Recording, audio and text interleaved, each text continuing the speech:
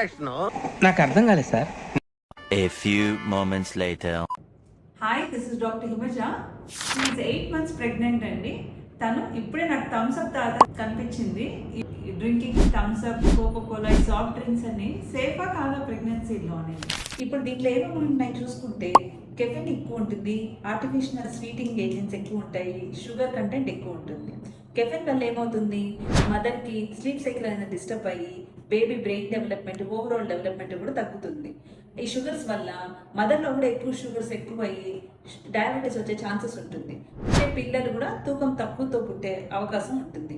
So drinking soft drinks is totally not safe in pregnancy.